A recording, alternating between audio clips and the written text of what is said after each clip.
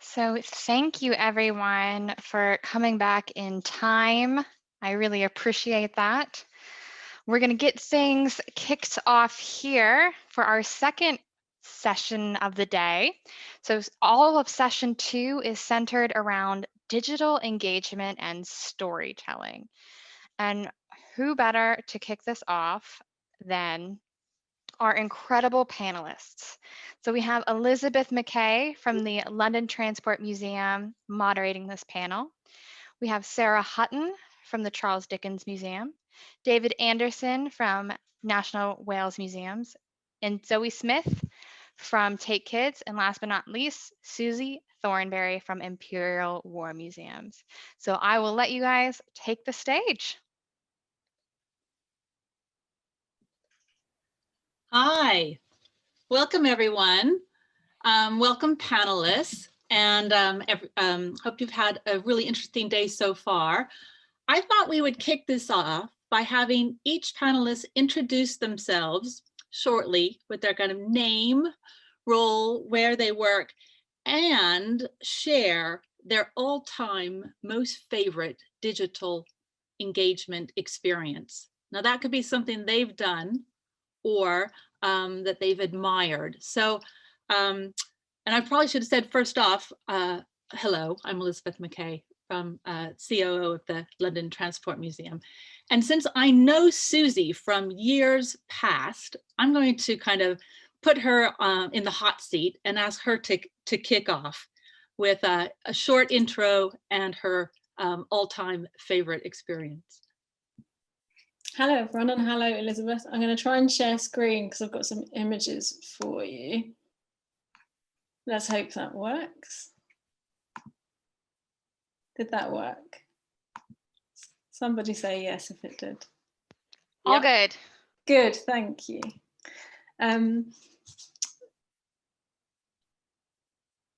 So I'm Susie. My name's Susie Thornberry. I lead public engagement and learning at Imperial War Museums. And I wanted to show you this smorgasbord to give you a flavour of the digital public engagement presented by our amazing team over the past year. IWM is a museum of extraordinary people of ordinary people, in extraordinary times. And throughout the pandemic, we've tried to share stories of resilience, of creativity, of cooperation, of health and well-being, as well as history. And this has been for schools, for adults, for young people, and for families. And that digital programme has been shared in lots of different places. It's been shared on the digital platforms of our content partners like the BBC. We've taken advantage of platforms like YouTube, Twitter, Facebook, and Crowdcast. We've filmed things in unusual places without high-tech equipment. So this in the bottom right corner is Nairi from our team, who filmed from her Second World War houseboat that she lives on using an iPhone. But we were also really lucky that we, pre-pandemic, had been working more and more in public spaces, which led to us taking over the famous screens in Piccadilly Circus last year, not with advertising, but with art, to commemorate the dropping of the atomic bomb 75 years ago. I'm really looking forward to today's talk and to hearing from panelists. I'm aware that I work for a national museum, and I hope that I'm able to share some insights on what we've learned, that you don't need to be part of a national museum or the infrastructure that comes with that to make happen. Putting me on the spot, Elizabeth, about my favourite digital engagement. I don't think I can do all-time favourite, but I can give you, if I can cheat a bit, I can give you 2 examples. I really love things that make me feel something different, that make me have a different relationship with my physical environment. And I will never forget the first time I experienced binaural sound. It was at Battersea Art Centre in 2013, and it was a piece called Ring by David Rosenberg. And you're in a pitch black room, sat in a circle of people with binaural headphones on, and the sound unfolded around you, and it felt like someone was whispering directly to you. You could hear footsteps behind you, and because it was pitch black, you knew that someone probably wasn't there, but you weren't totally sure. So it used technology really cleverly to play with the physical environment. And I think museums can learn such a lot from that, and what we can add to the storytelling and the narrative by using technology. And then one other quick thing is, I love things that you wouldn't see otherwise. And the Science Museum's got a brilliant project at the moment called Never Been Seen. I totally recommend it to other people if you haven't seen it. You can go to their website and you are the first person to see that particular object that has been digitized from their collection. So it's really simple. It's called Never Been Seen, but you're the first person in the world to lay eyes on a digital object, which I think is a really brilliant way of doing that. I'm going to stop sharing Piccadilly Circus, but I hope to be able to tell you about it later. Oh, thanks. Thanks, Susie. That's terrific. And I think you're right about that kind of innovation and the kind of surprise and first thing that sometimes digital engagement can give us. When it moved to Zoe, sorry, I put you all on the spot to kind of come up with something, but it's a nice little icebreaker, and then we'll move into some more structured questions. Hello, everyone. I'm Zoe Smith. I'm Take Kids producer, so I'm part of the digital team at Take.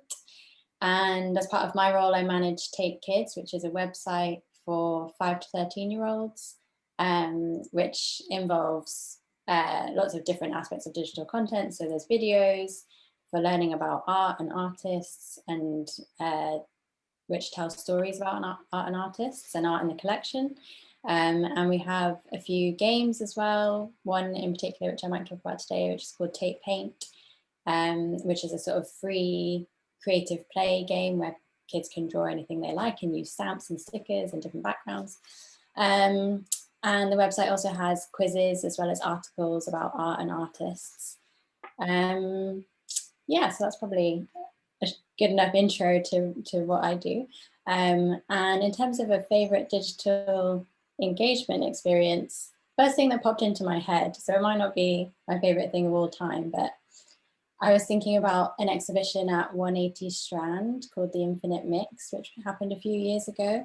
And I just always think about it as this amazing experience. And I guess digitally, the experience was that it was a video exhibition where you were kind of in this very large, sprawling warehouse space, and there were different videos in each room, but it was just the most sort of engaging exhibition of video content that I'd ever been to. So that was really something that moved me quite a lot, and I think about quite a lot in my work sometimes if it's relevant. That's great.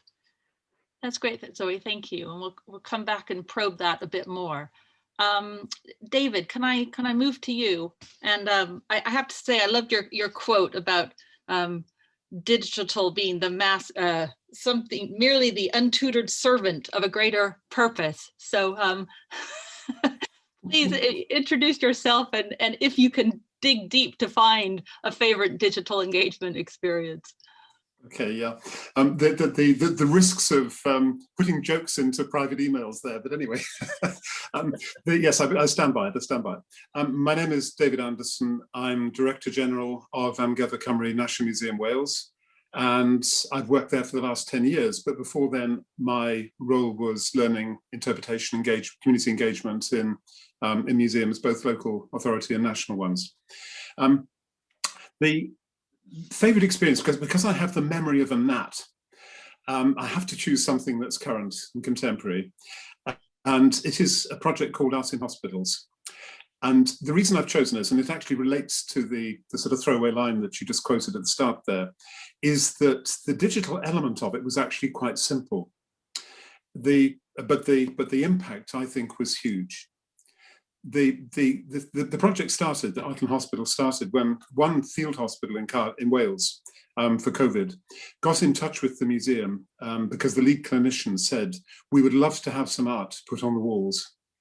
And from that has really snowballed a partnership, not just with that hospital, but also with several health boards now across Wales. It's a very scalable project. So if we can, it could easily go across everywhere as well.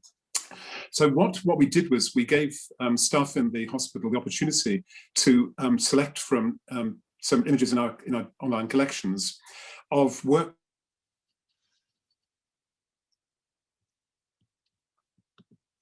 or paintings or other, which related to the area around the hospital. And that meant we recognize many of the were depicted there, or maybe even possibly some of the people. And they were then flooded across the hospital, in the corridors, in the staff room, and in the wards as well. And as the lead clinician said in a very moving video that she sent to us, we want the patients to know who they are, to remember who they are, to remember where they've come from, and also see where they will return, all being well. And she says that it's had a significant clinical benefit for the patient. The hospital is the way it is. That sounds amazing and really inspiring. David, we have you cut out a few times, so we'll just need to kind of check your connection. Mm-hmm.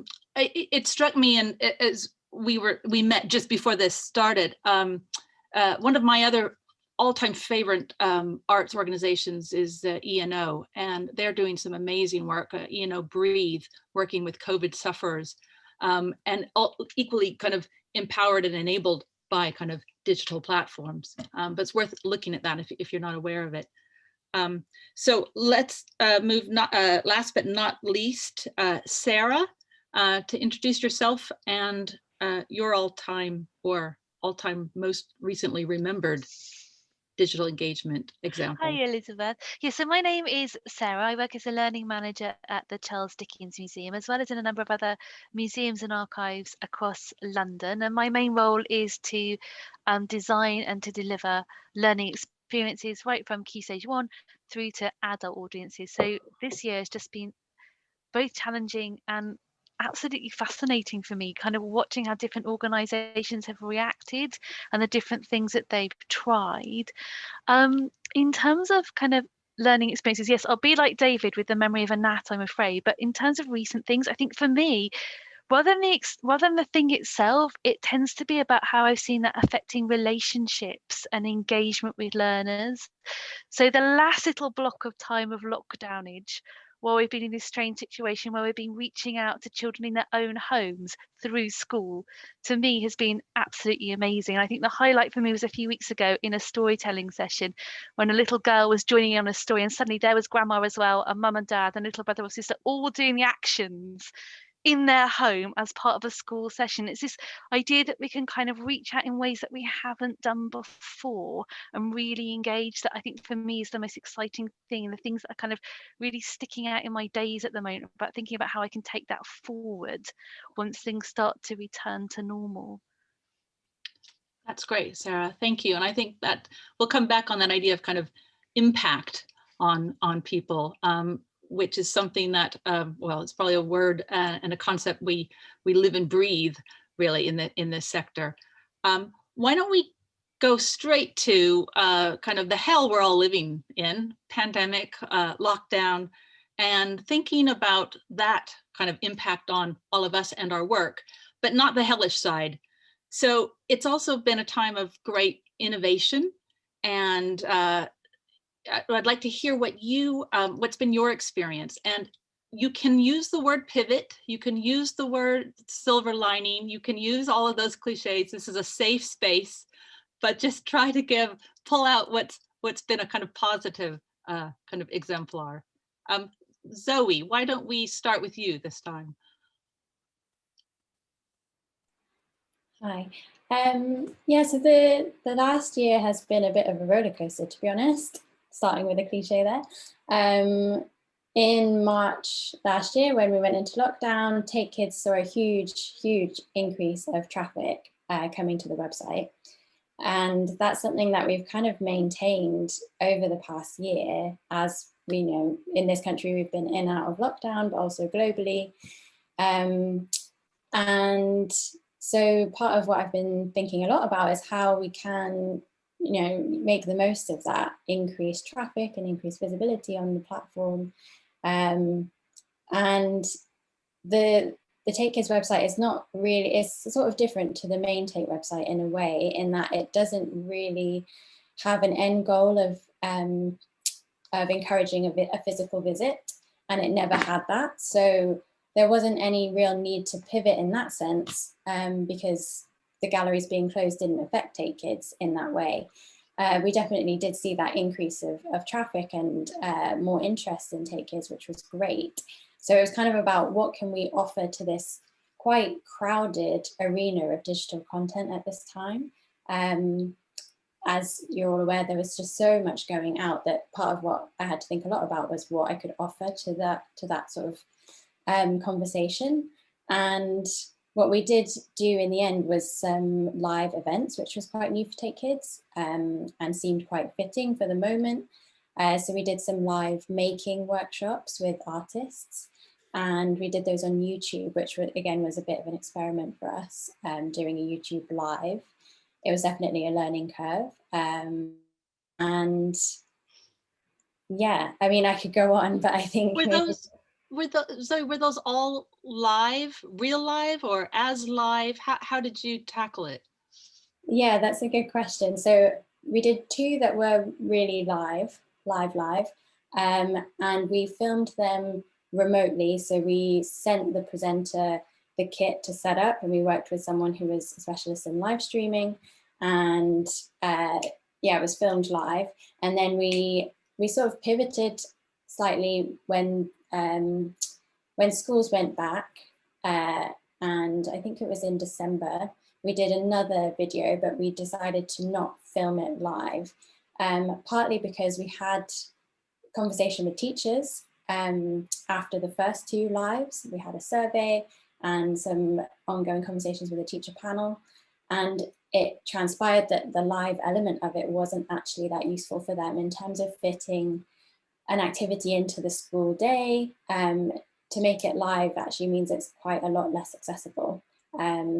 So we decided to not film it live, but to sort of try and retain some of that live energy by working with an artist and presenter who could sort of keep that spontaneity and energy, but we did edit it slightly, which also, it kind of made it a slightly different experience to film. It meant we could be there in the room at that time during COVID restrictions. That was kind of allowed.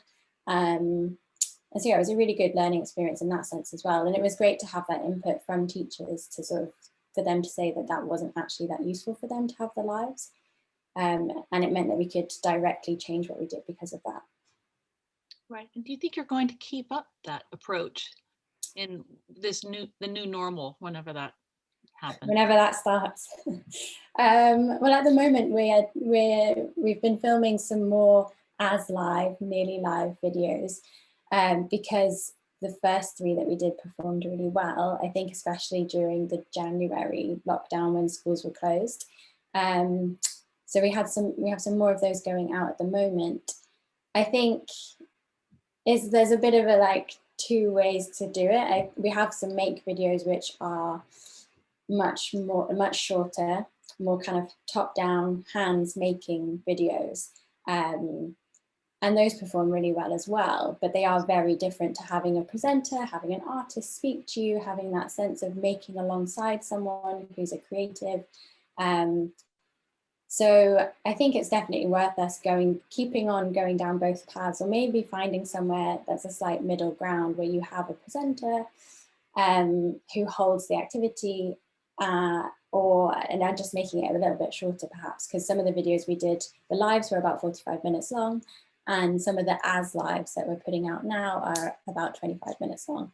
So there's quite a difference in length there. Yeah, that's interesting. I think we're all kind of learning tricks from other sectors.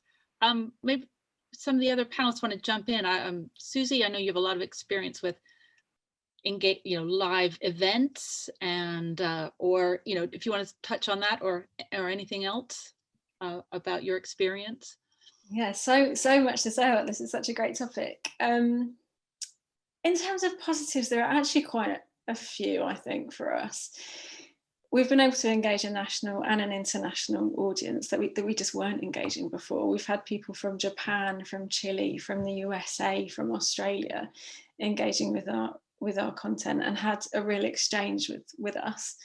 And it's enabled us to become even more audience focused, I would say. And that's something I'm grabbing hold of and want to really carry forward with us. A really small example of that is something we launched this week, which is a new teacher CPD series called Let's Talk About Empire and Conflict. Teachers have been telling us for a long time, and we've done live activity with teachers around how to teach empire and conflict and really supporting them in classrooms. And they've been telling us that they wanted more resources from us, that they wanted support with language, but also that their classrooms are really varied. So a very ethnically diverse classroom in a city like London is incredibly different from a small village school in a rural location. And it's difficult to support that in a live event where you're asking 80 people to travel to one space. But the minute that you change that and it's digital, actually you can bring in more voices, you can use different kinds of collection items, and actually you can support those conversations much better. So that's a very small example, but something we absolutely want to take. It allows us to cater to our audiences even better. Thanks, Susie. David, that might be a good one for you to come in on the importance of kind of audiences and accessibility. I think that right at the start of the COVID, when we dealt with the closing and the safety of staff and safety of the buildings, we formed staff across the organisation into teams, looking at every aspect of our public service. So about 50, 60 staff were dedicated then to rethinking our service during this period. And we benefited from having a very, very strong network of community partnerships going back a decade and more.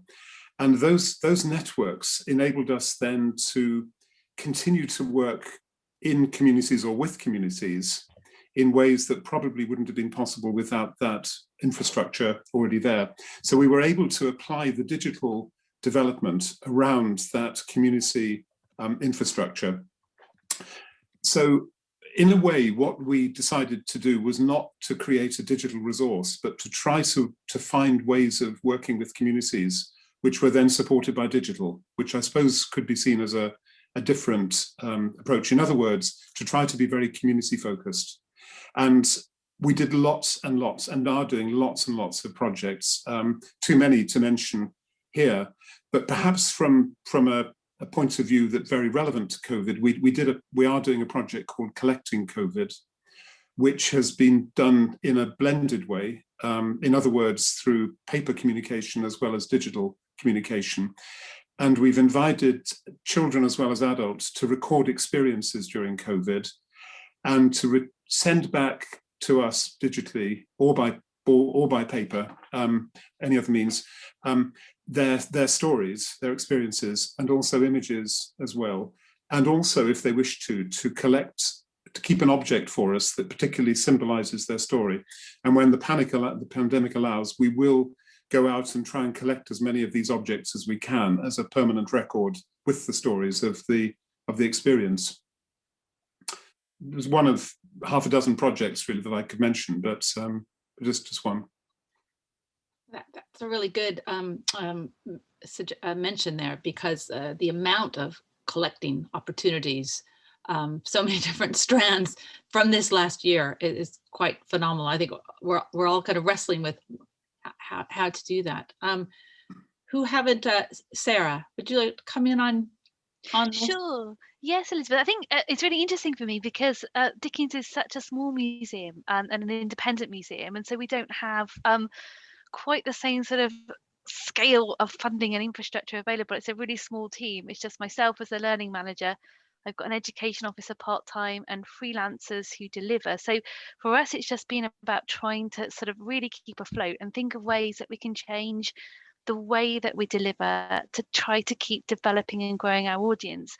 Saying that, for me, I felt like there really has been a silver lining in this, that when you're in a very, very small museum, you don't have a lunch space, you don't have big toilet blocks, welcoming big school groups can be a real challenge, and you can never take away that brilliant bit when they come into that space for the first time. That's always going to be something you really want to share. But to come up with a kind of a 3D model as we have of the house, so the children can actually come and visit us virtually, and we can take them through the rooms with no other people trying to come in the rooms, no problems about toilets or lunches or weather. There's kind of lots of space and we can really take our time. For me, that's felt really, really exciting. And a bit like you were saying, Susie, although our audience does actually tend to already be a non-UK audience, particularly over the Christmas period. We're very popular because of the Dickens kind of reputation abroad. It has meant that we can reach out more to our British schools who just can't afford to make that trip. They can't afford the travel. They're not within London. So that part of it has felt really exciting. Okay. I'm going to stay with you, Sarah, but first a message from our sponsors. The Museum team, they've got a poll they want to run. How have the past 18 months impacted you? So I think that will kind of go out. I might suggest you can move that to a side. We'll just keep chatting. Sarah, I wanted to ask you, it's kind of stay with you on this idea of your small museum. COVID has affected the sector so differently. Large organizations, small ones, finances are just a huge dividing point too. And I'm wondering about digital and its commercial opportunities. I saw that you were running some Christmas Carol experience on Zoom and ticket and charging for that. How did that go for you? That's right, Elizabeth. So it's a really interesting kind of question for us because we can't run free school sessions. We don't have the funding to do that. So all of our school sessions are paid for. And it's been really interesting for me as you move over into the digital marketplace that obviously a lot of the big nationals, including others that I'm working for, are coming in with a free offer. And I can see those booking up like mad. And it's kind of really interesting to look at how we can kind of keep that paid offer competing with that. So I'd love to hear about how other people are getting on in independent museums with that. How can we still pay our freelance team but still encourage schools to come in? We've tried to tackle that by kind of the same old kind of museum kind of motto of making sure we're delivering things that can't be delivered in the classroom.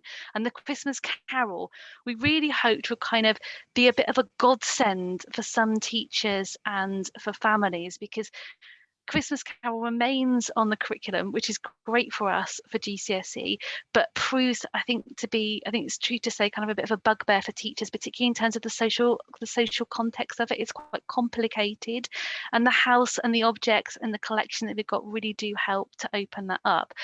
So we put together a session there where schools can join us for kind of a bit of an unpack of a Christmas Carol, getting exam ready. And we deliver the same session for families and individual households as well. And we have got bookings, and we have tried to keep that price below what we charge for people coming in on site, but they're nowhere near as high as I'd like to get them. So that's, I mean, a question I'd love to open up to other independent museums, how they're managing that kind of balancing act. Well, I don't think we have independent museums on the rest of the panel, but I'm sure they could jump in on experiences. I mean, I could tell you at London Transport Museum, we run some tours, and of course that fell off the cliff with lockdown. So we have recreated them as virtual experiences and scaled that up. But we think it'll take about 2 years to get back to where we were once we kind of start, but it will be a new blended approach. So we definitely have seen a shift in that model. Susie, you must have some insight. Well, one in schools, because war. My son is obsessed, so I know about what you're doing there, and other offers with international audiences. Yeah, I'm so interested in this, and my refrain throughout the pandemic is that museums need to come together to talk about this. It's why conversations like this are so important. We're part of a whole ecosystem. It can't be each of us feeling that we're competing against each other. Museums are very good at sharing. We've got similar experience to both, actually. We do a lot of tours and are starting a commercial offer online for our commercial tours. We think it's a similar cycle to what you were saying, Elizabeth. we haven't actually gone down the route of doing live sessions for schools. We've created a bit of a toolkit, a digital toolkit for parents to use when they're homeschooling, and also for teachers to use as we move forward, and anticipating, I hope not, but any future lockdowns, and actually just to be able to continue to reach that audience. So we haven't gone down that route. The British Museum were really the kind of leaders in the live digital lessons. They've got a sponsor. I nearly advertised who the sponsor was there, and I'm not. They don't sponsor us. I don't know why I nearly name checked them. They've really led that and have seen a real take up. I think they sold out instantly every time they've released them, and they've been very generous sharing their experience there. So I'm sure contacting them, they'd be happy to share more of their insights. Yeah, and the income picture is a complex one, isn't it? Because some of it is, earned, and some of it is about your practice that then attracts that external funding. Zoe, what's the kind of funding situation for you with digital, and then David, if your thoughts on this? Yeah, just quickly. I mean, at the moment, we're we're working with funding from external companies. So we're not doing anything that's income generating, but we're trying to do the most we can with the funding that we are getting in, and looking to sort of create the content we want to create within the constraints of that. Which I think is always an interesting one, and it's always different working with different funders in terms of like what they need for the funding they give you. But yeah, we're lucky enough to have that kind of funding, and being tated there. There's government funding as well, and we haven't gone down the route of monetizing anything behind Take Kids, and quite loath to do that really if we can avoid it. So I think there's definitely interesting opportunities for like partnerships with other brands, and ways to kind of increase reach without making things behind a paywall of any kind. Yeah, it's a difficult challenge, isn't it? David, what's your view about money? Oh, I'm not against it at all. I think that we're in a slightly different situation in Wales, because our generated income is a smaller part of our overall income than I think it probably is for many independent museums, and also for London National Museums as well. But nevertheless, we did have the usual financial crisis, and we have had some additional support from Welsh Government, which has got us through that, at least in the short term. As far as charging for digital is concerned, we did start off with a predominantly free new services being free, but we have experimented, for example, with sleepover nights for kids with pay what you can, and I think that's proving to be quite promising. We had a dino sleepover, which you could imagine would be attractive for many children. And it certainly encouraged us to do more events like that. I did wonder about the Dickens Christmas Carol sleepover, but maybe that would have been too scary, that one, for children anyway. But could have been monetized, perhaps, who knows? So I think we're really just in the experimental stage, really, on this, and feeling our way to see what works and what not. But we are trying to not exclude people, and therefore the pay what you can model is one we want to really, really push if we can. Yeah, that's interesting. I think you've just sorted out Christmas 2021 for the Dickens Museum. But the other thing is, I mean, probably many of you and many listening are delving into the Arts Council investment principles, and trying to wrap their heads around that. And there's a real focus on, closer communication with your communities and listening to the public and demonstrating that you're really, reflecting what you hear, and, the diversity and equality. How is that? Maybe it's about getting the Arts Council money, but how is that whole kind of movement and priority affected the work that you're doing? David, you're big on my screen. Do you want to carry on that one? Okay, right, I'll say it. If it doesn't go through the whole organization, it doesn't work. And for most museums, if I'm absolutely blunt, it doesn't go through the whole organization. It's not part of the responsibility of every department in every aspect of their work. At Ymgyrchu Cymru National Museum, Wales, we are trying to make it go through us like a stick of rock, that it's part of the work of curatorial staff, of the enterprises staff, the digital teams, and everybody as well. So I feel if you don't do it like that, you're not serious, if I'm quite honest. And that means it has to be part of the digital service in that kind of way, but with the support of all the other departments too. And, you know, arguably that's when you get really difficult times like COVID is or has been, that's the testing point, really, how you respond to that and also what community support you have at that stage as well. And so, you know, we're working very closely with a number of the Wales-wide Black community organisations, Black Lives Matter and others. We've worked with Extinction Rebellion. We're quite prepared to go into activist mode on our work, and including what goes online as well. We've handed over control of part of our social media to a group we call the Young Producers. There's about 80 of them now working with the museum, and we pay them for their time. And they're going to be interpreting online and in the new museum, in the museum galleries when we reopen, a portrait that we have of a very brutal Governor General in Trinidad at the late 18th century. But they will do it, and they have already been interpreting that online, and we're quite happy for them to take a strong activist position with our support. Great, thank you.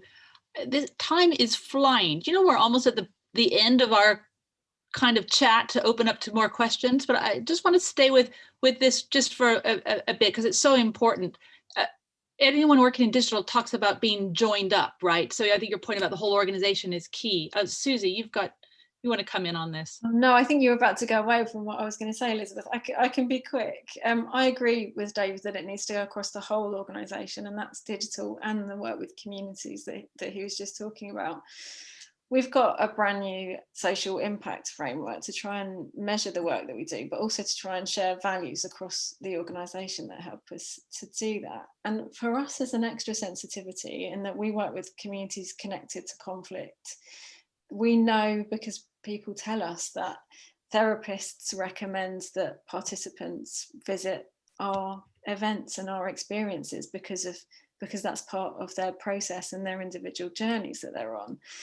And we're creating a new direction of travel for communities at the moment, and we're absolutely trying to use digital to extend that work where there might be an additional barrier related to someone's own experience or whole communities connected to conflict in one way or another. But we need the whole organisation to do it, and we need to listen to those communities. And I just think digital offers such a fantastic way to do that isn't solely on site. It will be a blended approach, but I just wanted to say I agree with David, and that impact that we can have not only on site but in communities that we might not necessarily reach for lots of different reasons feels huge and feels exciting and important. So yes, please. Okay, Susie, I want you to stay in the hot seat for a minute for a very difficult question that's just come in.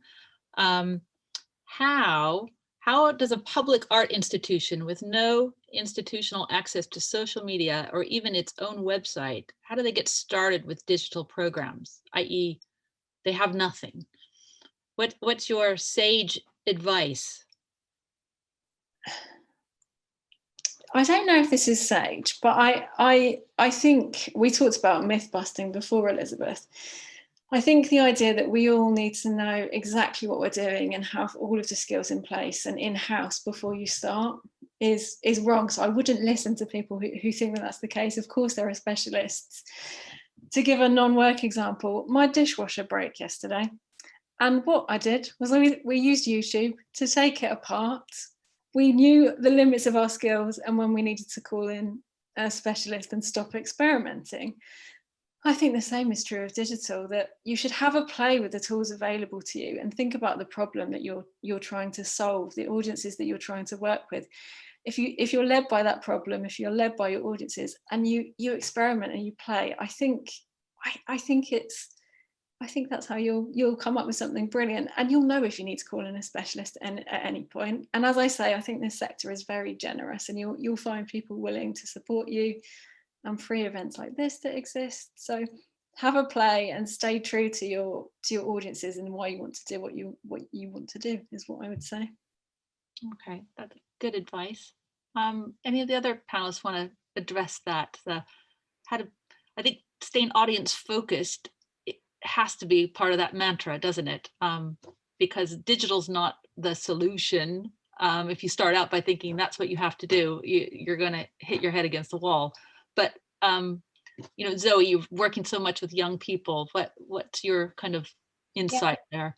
I would completely agree with Susie. I think, especially if you think about starting from nothing, the only way is to try something and see how it works. I would say that at Tate, we definitely try to work iteratively, and we try things and then change them if they're not working, because you're never going to get everything right on the first go, which might sound obvious, but I think it's really worth remembering in terms of digital, because there can be a lot of pressure to kind of have some amazing, sparkly, brand new piece of technology, when actually if you think about your content principles perhaps, or the things that you know about your audience, that's definitely where I would start. So at Take Kids, we have like a number of content principles that I always try and weave through every piece of content and keep at the forefront of my mind. So, like, for example, creating evergreen content and ensuring that everything links back to the Tate's collection, which we're very lucky is quite expansive, and thinking about a number of other things. But yeah, I would say that keeping content principles at the forefront of your mind is a really good idea as well. Yeah, that's an excellent steer. I've got a specific question for you too, coming in saying, free versus paid digital content is complex. And if we as organizations chose to make it free, what do we think the impact is on individual artists and the audience expectations moving forward? How can this be sustainable in a digitally hybrid future and ecosystem? Ooh, big one. That is a big question. I'm just reading it again. Yeah, I guess it's a question around like value, and does it say that you're not valuing something if you're not paying for it? But I think there's a lot of work to be done in terms of like behind the scenes, and for example, in like the film content that we produce, thinking about ensuring that there's diversity off screen and in the crews that you build, and in doing that, making sure you're giving opportunities to emerging filmmakers and artists and presenters and people that are underrepresented and need a platform for their voices. I think there's definitely value in doing that, which is kind of not about putting a price on what the people looking at your content are getting from it, but more about the kind of behind the scenes. Probably doesn't really answer the question. Well, I think that's going to be the challenge for the next 10 years, isn't it? Sarah, you touched on this before, but any other thoughts on that free versus paid balance and what that might be like going forward? Yeah, I think just for me, it's just really that question about, obviously all of this stuff is for at some point, whether that's kind of behind the scenes in the organization or kind of from the customer at the point of sale. It's just a question, I suppose, of how you can sell things when you've got the kind of the free offer coming up. And I see it myself in that I create identical pieces of work for different institutions. Many of the things that I make that are free, which are exactly the same as the things that are paid for, get booked up really quickly. The ones that are paid for are much slower, and I know the quality is the same, but it's very, very difficult, I think, to encourage particularly schools to pay for online material when there's so much available for free. And I guess as well, there's a quality control issue over online material, that with school visits, I think there are systems in place that kind of very much kind of control that, and they're kind of rated. But with online, it's still so new that I think that schools kind of, I would understand this position. Schools would want to go for something that isn't going to cost them anything. They're not going to have to go through the process of all those complicated forms to process a payment. So it's just kind of just wondering where that's going to go. That's kind of interest to me at the moment. Right. And so, some of this goes back to kind of business models too, doesn't it? And the conversations we're having with our kind of leadership teams and boards. I wonder if the panelists have any thoughts on how they've involved their trustees or boards in some of these discussions, how they've gone about that. David, you're probably living and breathing board papers and meetings. Mm-hmm. We've certainly involved our boards a lot, and we've really ramped up our online communication with our board a lot since COVID came as well, and tried to sort of work in partnership with them in making the decisions that we need to make for change. I think that one of the key questions for us in the medium to long term is whether the very sharp distinction between a permanent paid post and a very temporary sort of artist or other freelance post, whether we can be more blended about this and maybe have fewer, and obviously this is not a matter of, this takes time because you have to wait for vacancies or whatever to judge this, but whether actually you'd have more people on project contracts and fewer on permanent roles, so that you get that chance for people who've got different experience, including lived experience, to be involved in the organisation more quickly than would otherwise be the case. So I think the future is blended in the sense of permanent to temporary. I think it's blended in the sense of the distinction between a temporary exhibition and a permanent gallery. And I think it's blended in between live and digital. Yeah, I think you're right about that kind of blended and hybrid approach to everything. I wonder if some of our other kind of young panelists or audience have thoughts on that blend between permanent and freelance and that whole economy. That's also a tricky one. It seems to be hitting like the younger generation even harder. Susie, you're working a lot with freelancers and always have been. What do you think about that direction? So actually we had a review of our learning team structure about 4 years ago when I joined, and we have quite a small core team, and then we bring on freelancers and volunteers, and we have contracted people who come in and deliver our sessions. So we work with that model already, which has allowed us the flexibility in the pandemic to do what we needed to do. Another really key principle that's really helped us is we've got a team that's drawn from different disciplines. So in my team, I've got theatre producers, digital producers, journalists. And when the pandemic hit, actually those skills became more and more necessary and enabled us to do brilliant and wonderful things. I said earlier that we had a project, this is going off topic slightly, but to commemorate 75 years since the end of the Second World War. And that led to us creating content across the BBC, across in train stations, and one of my team thought to call up Piccadilly Circus and say, wouldn't you like to screen one of these for us? To which they said yes. And having those people that are used to working in different settings and having different kinds of conversations actually enabled us to respond really quickly. So I believe in that kind of blended approach. You have to get it right, and I think it's very, very tricky for freelancers at the minute, and I wouldn't sugarcoat that at all. It's a really tough environment. But in terms of that blended approach, it's something we've been working with for several years now, and definitely works for us. And it's something I'd be happy to talk to people about in more detail when we've got more time, if they're interested. I think we're just getting started on so many topics, aren't we? So, and the clock's ticking. So I wanted to hear from each of you on your kind of, what's the myth you most would like to bust about digital engagement? Susie, since you're still there with the wheels whirring, what would you like people to challenge? I think I've already busted the myth I want, which is that you have to know everything already, and that you have to have those skills in house. That actually you can just play and experiment, and you don't need to get it right first time. Yeah, and your example of having your team film on their iPhone is great. just get out and do it.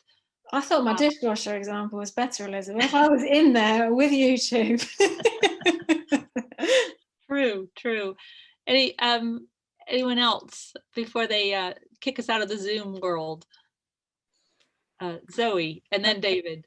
I would say a myth I'd like to bust is the sort of thinking that a digital experience by a museum always has to kind of link to the visit, which is something I spoke about already. But I think there's real value in building a brand which is digital first for a museum or a gallery. And obviously it needs to have links back to the collection or back to your museum or gallery in some way. But I think, yeah, it's a nice way to be able to experiment and to build an audience that would be interested in your content, even if they can't even visit your museum because of global location or because of restrictions.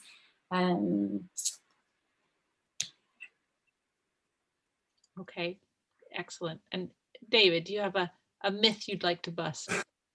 Yes, I suppose that I think the first thing is, if you're talking about digital innovation, it can be the social purpose that is the innovation, and the digital can be quite simple and quite straightforward.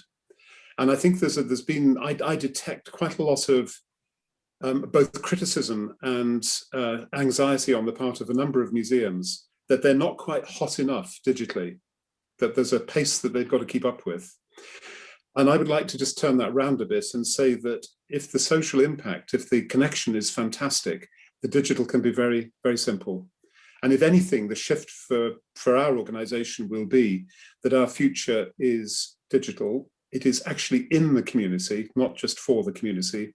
And of course, we'll have the building still. So we're going to be a three-legged stool, not just the building as being the place going forward. Yeah, that's great. And Sarah, would you like to? Yeah, I'd agree with David's point. It's not about the complexity of it. I think it's really easy to get sort of tied up in that. I think a big myth for me at the moment is Zoom drain, that all children are exhausted by Zoom and can't possibly take part in any more digital activities. I just don't think that's true. I think children respond in the same way to classroom-based activities, to all different kinds of activities they take part in. It's about you as the educator to ensure that you're constantly changing that environment, you're constantly finding new ways to get them to participate and not just be passive recipients of the learning experience that you want to share. Yeah, I mean, if you could come over and get my son off the gaming at midnight to go to bed, I'd be very grateful. There we go. That's the proof, Elizabeth. And then I'm sending him to the Christmas Carol experience where he'll see his future unfold. So I think we've come to the end of our time. This has been really interesting. I think we've explored so many topics, just started to touch on many of them, digital engagement. But I'm struck by this point about it really needing to be joined up and involve the museum, everyone in the museum, in order to kind of progress some of this innovation and keep it going. And also love that point about how open and sharing people are in the sector, and that's true in an event like this. So great thanks to Olga and Caitlin and the crew for putting this on. No, thank all of you. That was an incredible panel discussion, really, really rich. And I know it's only going to continue as we have one of our incredible workshops coming up.